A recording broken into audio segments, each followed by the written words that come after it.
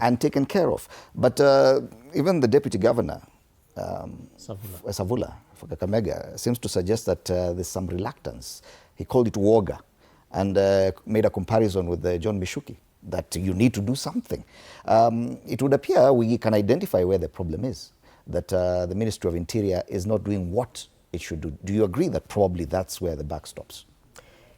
Fred, that's probably where the buck stops, because if you look at our leadership and governance architecture, issues that have to do with security are domiciled in a ministry, and that ministry is the Ministry of Interior and National Administration, where also security falls in. And so for the Principal Secretary to come over, I remember listening to him, he's talking about changamoto katika mambo ya kazi kwa vijana.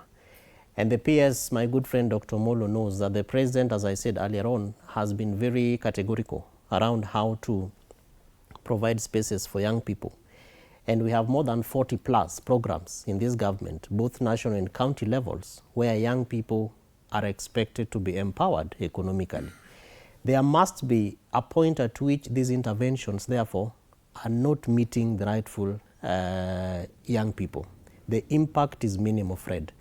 And if you look at some of the analysis that as an institution, County Governance Watch, together with others, we have done, insofar as the impact of many of these, or rather most of these government programs, the youth do not feel them. Which therefore, in my view, because the PS also leads a framework within government that brings together a number of other government agencies, is basically what is called the all of government WOGA, whole of government, whole of society approach, WOGA WASA. And so what the PS therefore needs to do, in my view, is to ask the principal secretaries something that County Governance Watch has done with all the 13 affirmative action funds. We have had meetings with all the CEOs and director generals of all the affirmative action funds, and we have asked them, how are your interventions addressing where really the young people are feeling that they are not being felt or they are not being met in terms of your interventions by government? And some of the issues that have come up, for example, is the feedback. You know, some of these funds are funds where you apply and you have to wait for a feedback for you to either get to a response, whether you've made it to be funded or not. That feedback takes maybe 2 years.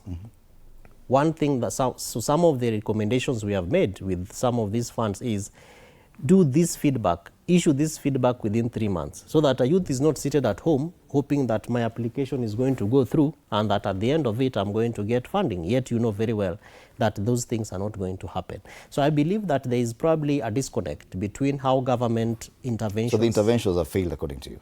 On a scale of 1 to 10, Fred, I would give the failure to 7. So 70% of the interventions have not met youth, the expectations of young people.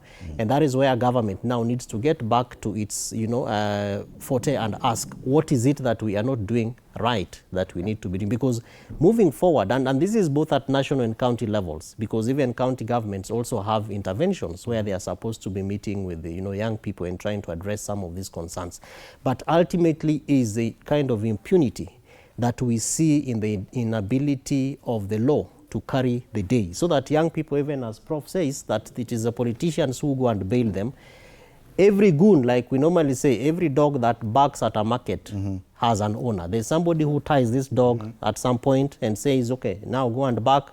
When they need to recall them back, they recall them back and put them in their kennel. We must focus on how we deal with these politicians, because there is no young person that I know or that I don't know that will wake up and just out of their own personal volition want to go and attack somebody who is just attending a rally. There must have been some influence, whether from a politician, or even a senior government official, etc., or even like a senior government official. All right, and that is what we'll be talking about after the break. The role that politicians and senior government, unfortunately, senior government officials play in this, even as we continue to look at the risk posed to the integrity of the next general election. You're watching TV47 Breakfast. We'll be right back after.